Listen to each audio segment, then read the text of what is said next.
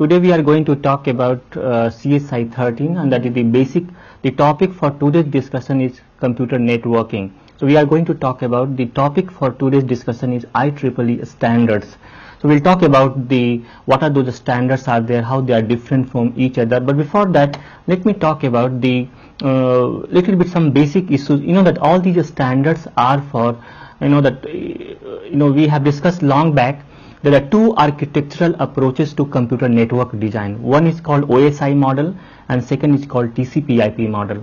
And the similarity between these two models is that each model supports number of layers, and each layer is supported by a set of protocols. So today we'll talk about one such layer and what are those protocols are there. So basically today we are going to talk about data link layer. And you know that data link layer is divided into two sub parts.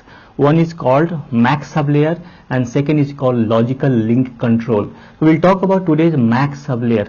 But before coming to this main topic, let's talk about, we have classified computer network two ways.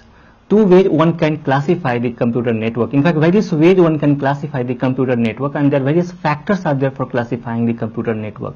One way to classify computer network is the distance. So we have a local area network, we have a wide area network, we have metropolitan area network, and so on. So this classification is based on what we'll call them distance factor. Then there is another important factor for classifying the computer network, and that is what we'll call them whether data is switched at intermediate nodes or not. So if I am sending my data from one machine to another machine, it passes through a series of nodes.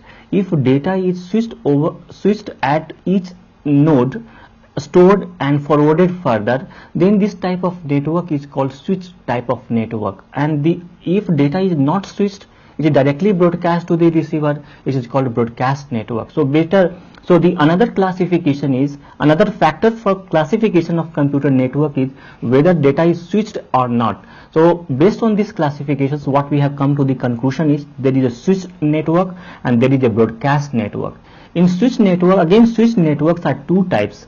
One is called what we call them circuit switch network, and second is called what we call them packet switch network.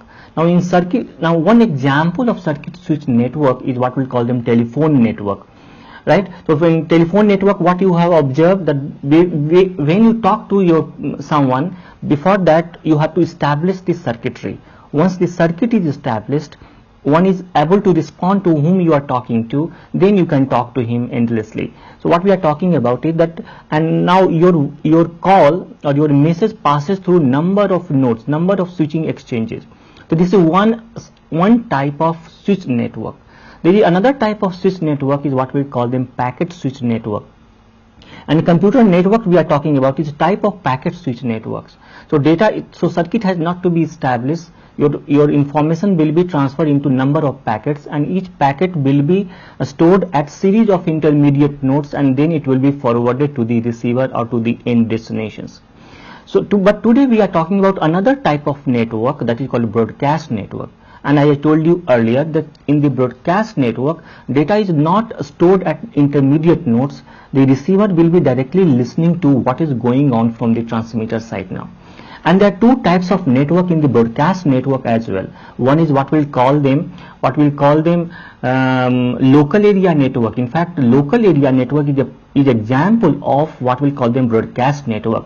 And there is another example of broadcast network is what we'll call them satellite network. But today our focus will be mainly on what we'll call them local area network.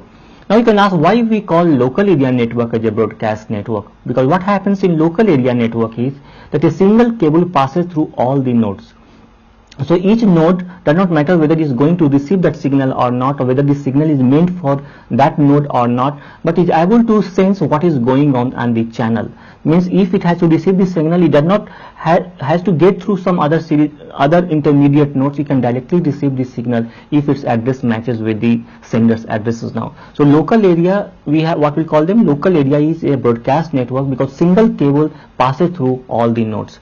And then we have another type of network, what we call them broadcast network, the satellite network, which is used in wide area network. So today we will be basically talking about local area network.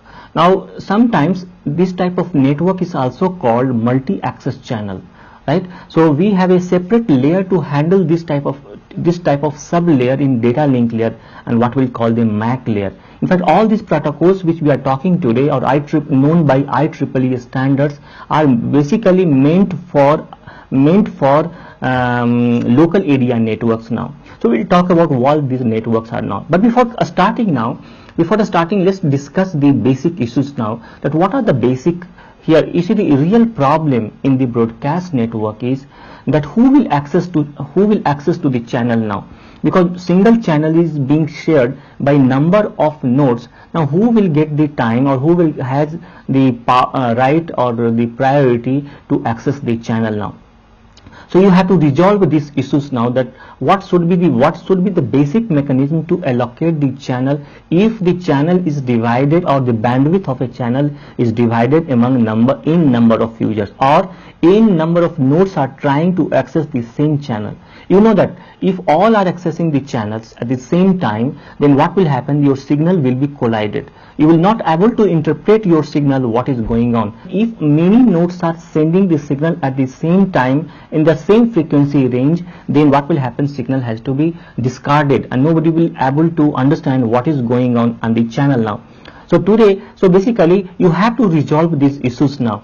Now let's talk about how we basically resolve these type of issues. Now for example, we have what we'll call them two type of basic techniques we use for allocation of a channel, and these two type of techniques are basically called a static allocation of channel. And you know that there are two traditional methods which we have discussed in different contexts earlier. The two basic technique for allocation of channel in computer network, and they are called the static allocation channel techniques. They are basically frequency division multiplexing and time division multiplexing. And we'll give you an example of these two now. For example, you see, you all have got a cable at home through which you receive the signal from different TV broadcasters now. And what happens? A single channel is carrying the signal.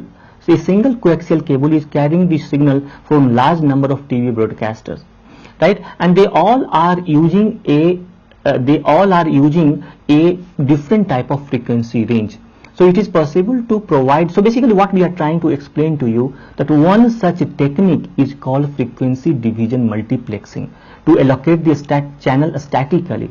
There is another is called dynamic allocation channel. In fact, our focus will be today on the dynamic allocation channel. So we'll talk about various series of algorithms which are meant for this type of application. But before coming to dynamic allocation channel, let me try to make you distinguish between the two type of channel allocations techniques. So we are talking about a static allocation channel. So we have a frequency division multiplexing and we have a time division multiplexing. But before coming to frequency division multiplexing or time division multiplexing, let me talk about what is basically multiplexing now, to understand this term very well now. Like multiplexing is a basically technique to optimize the channel capacity. Now what exactly it means? It means, take example of cable television, or let's say cable channel, coaxial cable which goes from your TV broadcaster to your residence now. Now this same cable carries the signal from large number of TV stations at the same time. For example, today we have 60 or 70 channels are there. But to have access to large number of channel, you don't require a different type of cable. A same cable has enough capacity to carry the signal from the large number of TV broadcasters now. Now what you have is, like for example, you have a 500 megahertz, the coaxial cable, the bandwidth of a coaxial cable which you have at your distance is a 500 megahertz.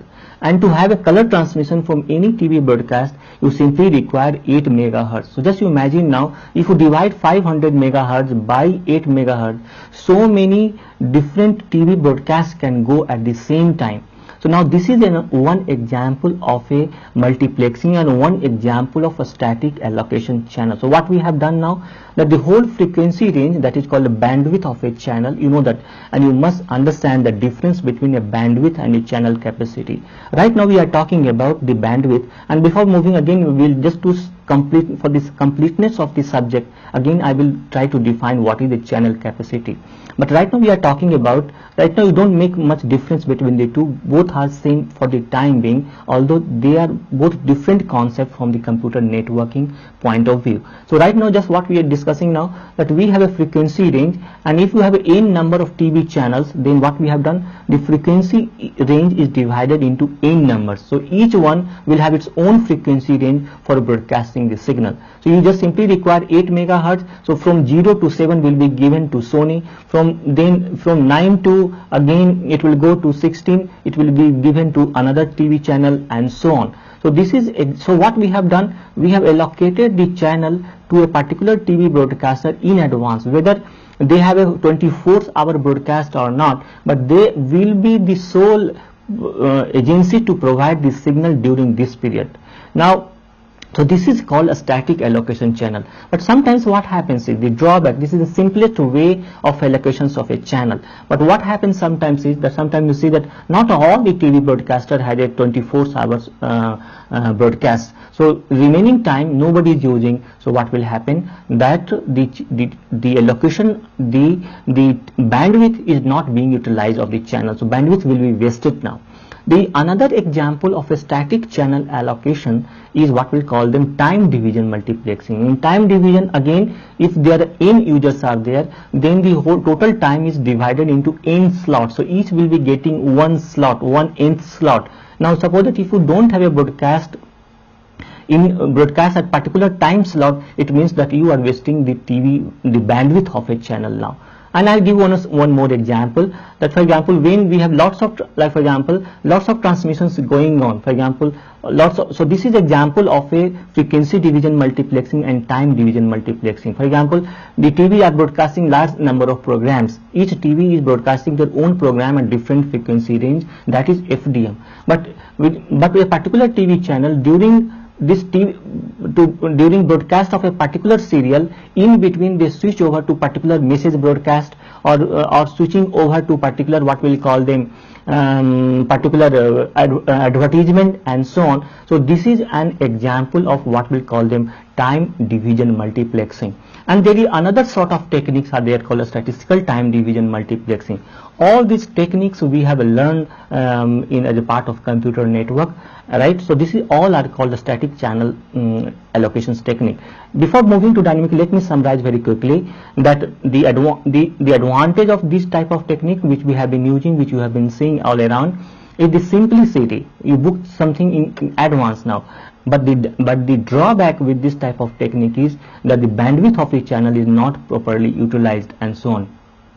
The another drawback with this type of thing is that if you have to send a burst type of data, if your data bursty in nature, like for example, computer file transfer I have to say, sometimes I have to transfer the megabytes, sometimes I have to file gigabytes of the data, and sometimes don't have to do. But again, if I have a fixed frequency range, then again I will not able to do justice, because in that frequency it is equal division among n number of broadcasters. So again my purpose will be not be solved. So what we are talking about is that when we talk of FDM, when we talk of a TDM, the simplest mechanism, but the utilization of the bandwidth and the transfer of a particular type of file, or let's say bursty type of data, it is not very much appropriate. So today we will talk about dynamic allocation channels. So all my standards, IEEE standards which we are talking about, in somehow moving into data directions. So what we'll talk about, what are the basic techniques are. So IEEE standards are meant for somehow the dynamic allocation channel technique. They support dynamic allocation channel. To be more precise, they are the standards for the medium access control sublayer. They are standard for the lower sublayer of data link layer. And there are many standards. You know that, as I told you earlier, that does not matter which model we talk about, either we talk of TCP/IP model, or we talk of OSI model. In each of these models there is a standard for each layer. But somehow you will find that the data link layer, particularly in in the MAC layer, there are large set of standards are there, because we have different type of LAN configurations. That is why, and each vendor is coming with own set of standards, but they all have been validated by IEEE and so on. Like for example, you talk of the applications layer now. Now application, in both the model you have applications layer. So application layer again has a set of protocols, FTP, Telnet, remote database, and so on, login and network management for SNMP, SMTP, and so on. So large set of protocols are there, and all these protocols you are aware of. But what is important in today's context is that they all support and supported by IEEE standards. They all support all these two models. Either you talk of OSI model or the TCP/IP model. Both the models support this type of protocols also. And then you talk of what we'll call them, then we have a network layer, we have IP is one such protocol which has been standardized, but many other such protocols are there. Similarly, at the physical layer also there is a certain set of protocols, and you sometimes for example, you know that RS-232 is a one standard, which of course they have different name in computer network. This is also one such a protocol through which you connect certain devices, so through serial port. So when two devices are connected through serial port, they are basically talking into RS-232C language. For example, your mouse is connected to your computer through serial port, keyboard is connected to through your serial port. So they all are basically talking in terms of the what we call them serial transmission, they call in terms of RS-232C language. So each layer has a own set of rules, own set of protocols, and so on. But today, again coming back to our main topic, we will be mainly concerned with only one set of only one layer standards, that is called MAC layer now. Because sometimes dynamic allocation channel, the layer which controls dynamic, they are also called medium access control sublayer. Now what are the assumptions which we have to take? Now before coming to, let's lay down some issues for discussion of this one. Now what are basic assumptions? Like for example, when we discuss FDM and TDM, then we discuss basic issues. Now what are the basic assumptions? So we had two basic assumptions, that time should be divided into number of users, equal time should be divided among all users. Frequency can be divided into n number of users now. So these are the basic assumptions which we have when we talk of what we call them when we talk of static allocation channel. But what about dynamic allocation channel? Now in dynamic also there must be some few assumptions before we come to actual algorithms now. Now in dynamic allocations, what assumptions are there? The one such assumption is called carrier sensing now. Now one such assumption is what we call them carrier sensing. Now, and protocol has been designed for different type of assumptions are there. Carrier sensing means you have to sense the channel before you send the data. If channel is free, then you send the data. If channel is not free, then you don't send data. This is one such assumptions are there. Then another such assumption is that you have to send data only into the particular slot. So what we call them slotted aloha, for example, one such protocol. Now aloha is another assumption for aloha type of protocol is that anybody can send data at any point of time. It is really distributed in nature. We are talking about series of assumptions has been taken before designing a protocol for what we'll call them IEEE standard or dynamic access channel. So the one assumptions what we listed is the carrier sensing assumption. You sense the carrier, you sense the channel, and you know that if there is signal going on, then there is a movement of electron, and you can easily find out that there is some movement of the information is going on. Then what we'll talk about, then we have a the another assumption is that you don't send a channel, you don't sense the channel at all. You simply, whenever you want, you can transmit data, and if you don't want, you don't transmit data. Anytime you can send it. It is the simplest distributed mechanism, but what really happens is that if you all are, if there is no control mechanism, then what will happen, that if many can send data at the same time, the signal will be collided, right, and then again the informations will not be able to be received very well. This is one such issue now, right? And another such assumption is what called slot now. Although you can send your data at any time, but there is always some slot that you send data into a particular slot, and then only we can send your data. So they are depending upon there are various assumptions are there, and accordingly various protocols have been designed. So with these basic backgrounds of our discussions, we'll start now, and what I will call them IEEE standard for local area network. Now let me see now what exactly we understand by IEEE standards now. So look at this slide now. The IEEE 802, this name by is known by IEEE 80 standard. This IEEE 802 standards refers to collection of standards which includes, so when we say IEEE standard is a series of protocols now, and the standards are for CSMA-CD is one such protocol. This is standard for token bus, the standard for a token ring, right? So this is standard, and each standard defines the physical layer and max sublayer protocol. So when we say IEEE 802.1, 2.2, 2.3, and so on, so basically they all define certain type of standard, and they not only define the standard for one particular layer, but they also define the standard for the what we call them physical layer as well. So we'll talk about how they are different from each one. Now so what exactly we have now, let's list some of the standards now, because they all are known by IEEE 802 standards, but let me talk about, because we have series of standards are there. We are starting from 802.1 to 802.11, but here we will be simply talking about few standards today because of the time gap. Now for example, 802.1 it defines standard interface primitives. It basically refer to somehow what we call them physical layer related objective. Now let me try to understand what we have already. I have just pointed out is that today we are talking about data link layer standards, right? And each layer have a set of protocols now, and data link layer again having two sub layers, and we are talking today the standards for a lower sub layer, and that is called medium access control layer. The upper sub layer of medium access control layer is what we'll call them. It is a logical link control layer now. Now 802.1 is defines a standard interface primitive. What about 802.2? 802.2 defines standards for upper part of data link layer. So now the question is 802.2 is define standard from logical link control. In fact, there is a protocol called SDLC somehow in the same directions now. 802.3 defines a standard for CSMA-CD. CSMA-CD stands for carrier sensing multiple access and collisions detections.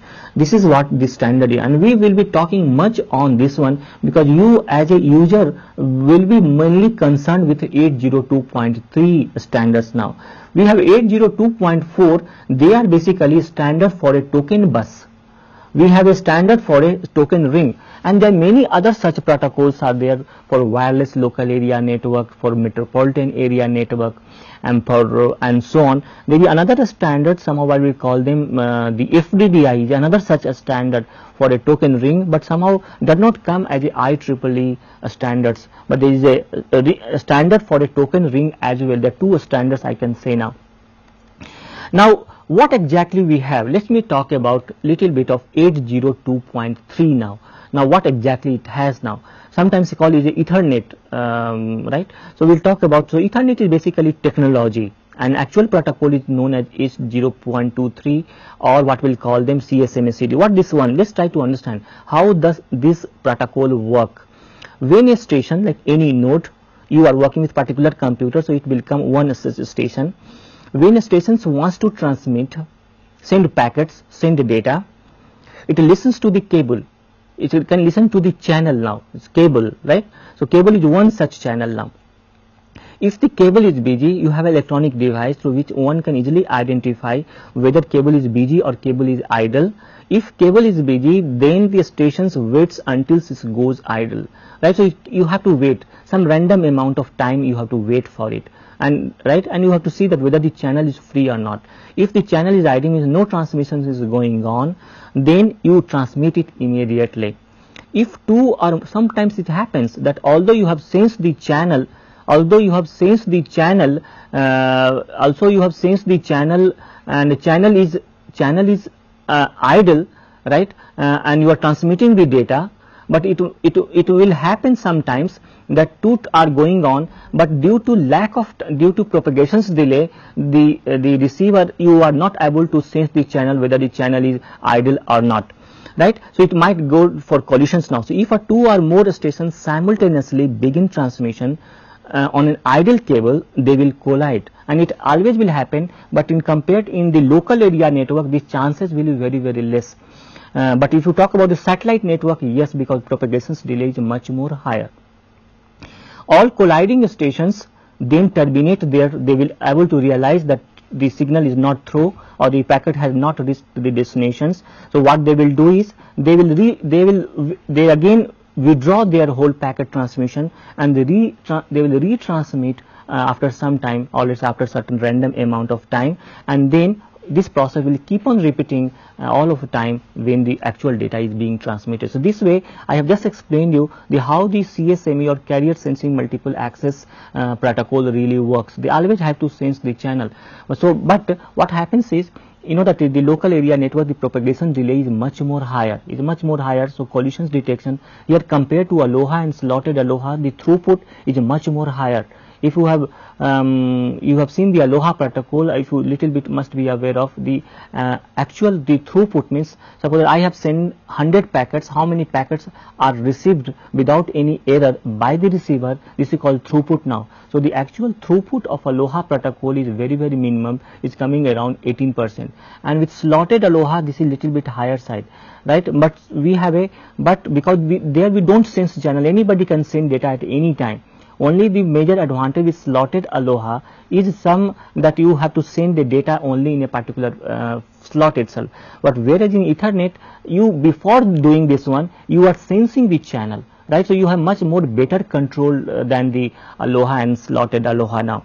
So here the throughput is much more higher, but the only drawback which I could have pointed little bit later on, but just to complete the topic here itself, that the real drawback with the CSMA CD type of machine or protocol is that you can't support the real time applications now. It's very much suitable for a what we'll call them normal office data processing type of environment, but it's not very much ideal for what we'll call them